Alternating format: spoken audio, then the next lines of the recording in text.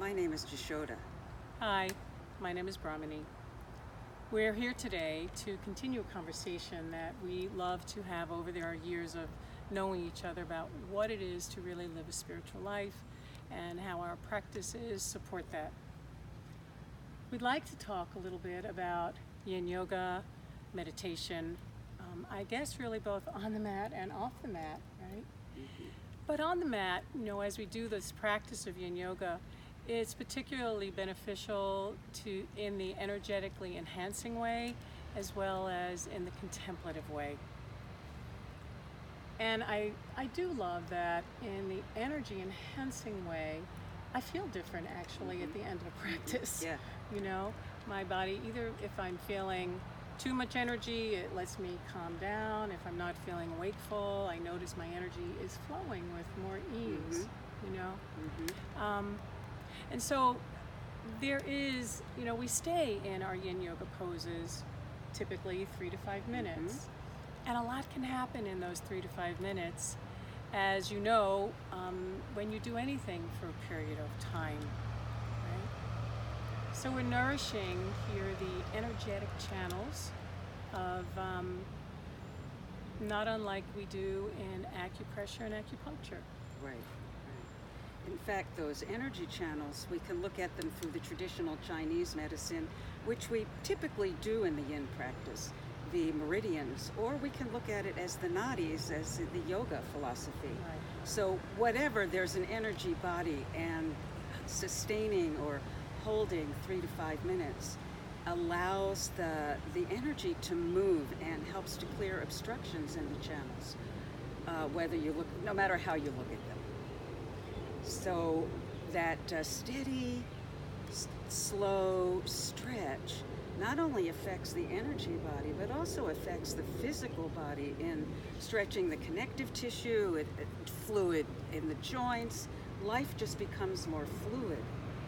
And then we get into the contemplative part, whereas, as you say, when you hold anything, you're called to pay attention. And you're called into the present moment. And the body lives in the present moment. So as soon as you draw your attention to the body, you're here now. And you can notice what's happening in your mind. What habits of mind do you have? What arises? And you pay attention, and then you have choice in your life of how you want to live your life. I love that. And my choices, I recognize my habits show up in my life, but they show up on the mat or on the cushion, right? So if I made a commitment that I'm going to stay here for these 3 to 5 minutes, I can't help but see the habits if I'm willing to look.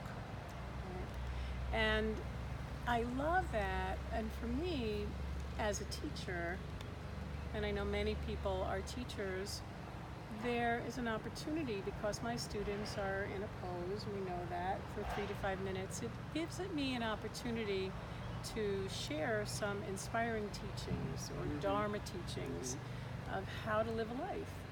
I know that inspired me when I first took to the practice.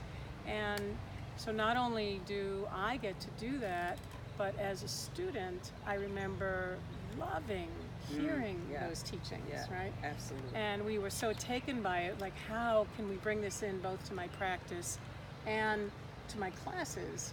And I may never know what my other teachers have shared, but I know what I know. And as a teacher, that inspires me. As a student, if I'm just doing my own practice, I know that's true for you too. Sometimes I listen to my Dharma teachings, on my little phone. And because the body and the mind are just more receptive and open to take whatever it can take. In fact, I find it's the perfect marriage between mindful movement and meditation. As the Buddha said, you can meditate sitting, standing, walking, or lying down. And so here it is that you're in a practice, you're in your body, which is supporting the practice of paying attention. And what I love about the Yin practice is I wake up in the morning, I set my pillows up in bed, I do a little pranayama, a little breathing practice, I do a little sitting practice, and then I go into my yoga, into my Yin Yoga, And I find that the rest of the day is really different. I want to speak a little bit. You mentioned pranayama, and we spoke about how this is an energy enhancing practice. And of course, we know that our pranayama practice, which is the breathing practices of working with the life energy, is part of the practice. And we do particular pranayams and visualizations, right? Right. That help to remind the energy where to go, because we know that wherever you bring your attention is where the energy flows. So we actually have these practices of pranayama and visualization that help direct the energy and help it to flow.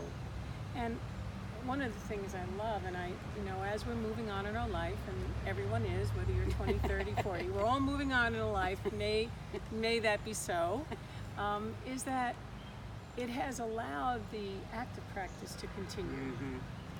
It supports the body, it supports the fluidity in my body, and for that I am very grateful, and it changes, and I meet the changes, but there's still a capacity to do that.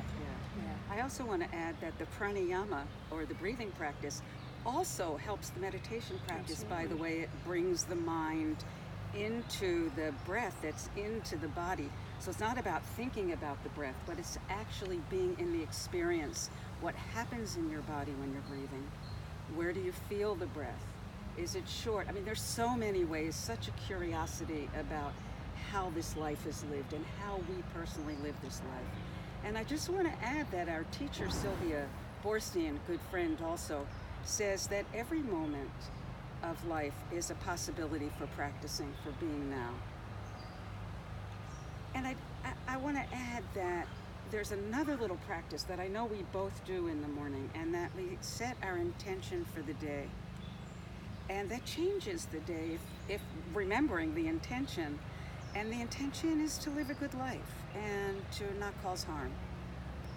And I think even that would be just enough. Yeah. Thank you. Thank you, That was Brahmini. fun. Yeah.